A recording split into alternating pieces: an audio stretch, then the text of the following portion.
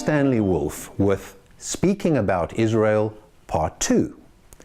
In this part, I'll illustrate how to avoid the three no's when talking about why Israel needs a peace agreement with the Palestinians. I described the three no's in Part 1. No blaming, no historical justifications, and no moral arguments. You know, one way to witness all three rules being broken is to listen to a conversation between American Jews on the right, who believe Israel cannot reach a peace agreement now, and those on the left, who believe Israel must reach a peace agreement now. On the right, you will hear blaming. There's no Palestinian partner for peace.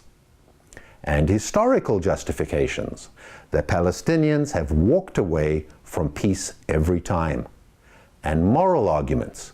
We have a right to our ancient biblical lands. And on the left, you will hear blaming. Israel has to stop oppressing Palestinians. And historical justifications. It is their land too. And moral arguments. The occupation causes us to betray essential ethical and religious values in our conduct towards others. These proclamations result in arguments that separate friends, family, and community members, all of whom have as a common denominator Israel's best interests at heart. So how does one talk about why Israel needs a peace agreement? Well, I have found that the safest argument is the demographic argument, because it is a concern acknowledged across the political spectrum. Solutions vary widely, but at least one enters the conversation on an objective basis and not an emotional one. In the following presentation, you'll see that I'll let the numbers lead the conversation, providing a basis for the facts as I go along. Note particularly the segment discussing whether we should or whether we should not include Gazan Palestinians when counting the number of Palestinians under Israeli control. Maintaining the status quo. How many Jews? We're looking now between the river and the sea. Jordan River, Mediterranean Sea. How many Jews live in that area? 6 million. About 5.5 million in the light area, which is everybody except Israel. East Jerusalem, about 200,000 settlers, about 310,000. The number's a little bit bigger. This is the Israel Bureau in 2013, around 6 million. Let's take a look on the other side.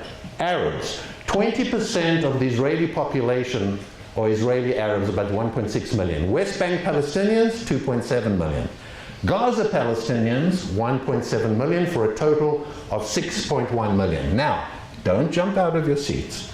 I know we have Gaza Palestinians sitting there, but if there's a bracket around it, and what does that mean? But didn't Israel withdraw from Gaza? How can you say that Israel has control over those in Gaza? That's not fair to say that they are an equal number right now. Israel has nothing to do with Gaza. It withdrew. Well, that is one view. Another view, through international law, is that if somebody controls the borders, the air, the sea, and essentially can control the daily lives of those people within an area, international law has the notion of effective control. And if you have effective control, you in fact are occupying that space without actually having one soldier or one person on that area. We're not going to discuss that tonight. That is a weekend. So let's just, for example, let's just accept both numbers. We'll just accept both numbers, right? So either we're dealing with currently 6 million Arabs under Israeli control or 4.3 million Arabs. Now, I don't know how I'm going to do this without... Sorry. All right, I need both hands. I'm Jewish. Okay, so here's the problem. Either now or by 2016, you have equal numbers of Jews and Arabs, right? The problem that we face are the growth rates. Israeli Jews are growing at 1.8% a year. Israeli Arabs are growing at 2.4%, and West Bank Arabs at 2%. So if we're equal right now, very soon, and the estimate is a year or two, there will be a significant number of more Arabs than Jews in this area.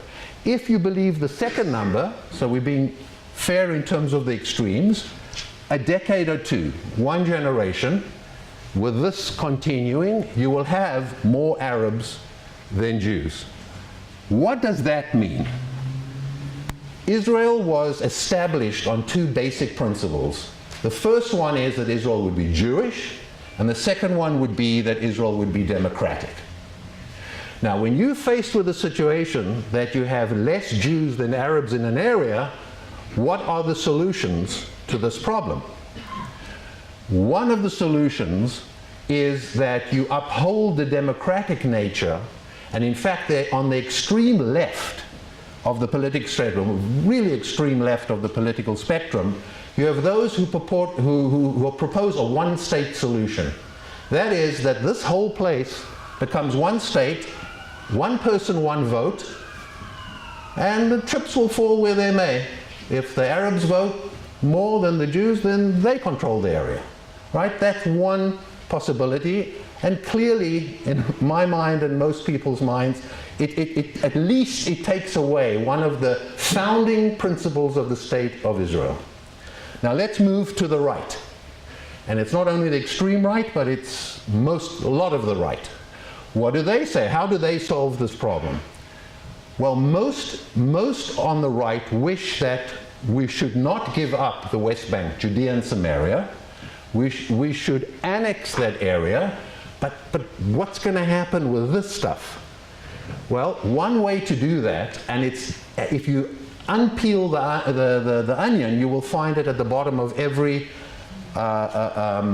proposal, and that is that you cannot give the Palestinians one man, one vote. It can't work. Israel will lose its Jewish character.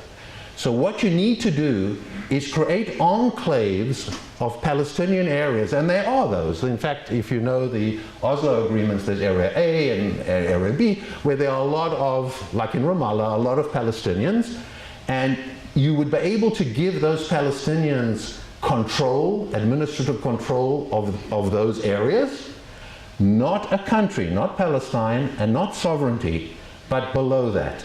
And by doing that, you are able to exclude them from the voting pool, saying, well, this is your area, you can control that area, and we will vote for the rest of Israel over here. So what you do is you reduce the number of Arabs that are eligible to vote, and you are able to maintain Israel as Jewish. So what are you doing? You're upholding the Jewish nature of Israel, but you're giving up on the democratic nature of Israel.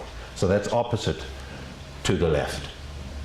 My only comment on this, and let me be clear, this is not the situation today, because as a South African I want to mention something to you, but I want to make it clear that there is no apartheid, and it would be a shanda on South African blacks to call the present situation. We can discuss this in Q&A. However, I'm here to testify that in white South Africa, when I lived there, the same plan was hatched.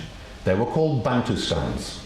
They tried to create black majority areas in a patchwork of South Africa, gave autonomy, gave voting rights. Yeah, you've got the vote, right? You got the vote.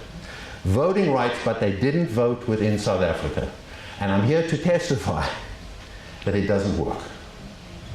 International delegitimization increases. I never thought the Afrikaner government would ever give up, and they did in the end. So I'm here to say that this is not a long-term solution. So what are we left with? What are we left with? So we have a situation where the status quo is going to end up in Israel either losing democratic or Jewish nature. We have the left proposing that, well, democratic nature is more important, you know, never mind if it doesn't turn out Jewish. We have the right saying various, and there can be a lot of argument on this, but the various notions of not giving Palestinians the vote, yet in fact not occupying the area, but annexing the area. That it really, there's an argument if you're only occupying, is it really, is it? But once you annex an area, even if you leave out certain enclaves to Palestinians, you own it. And so I believe that that would result in the Jewish nature of Israel being lost, the democratic nature of being lost. So what is left? And this is exactly the reason why everybody in every peace negotiation comes back to the only solution that could possibly work. And that is a two-state solution.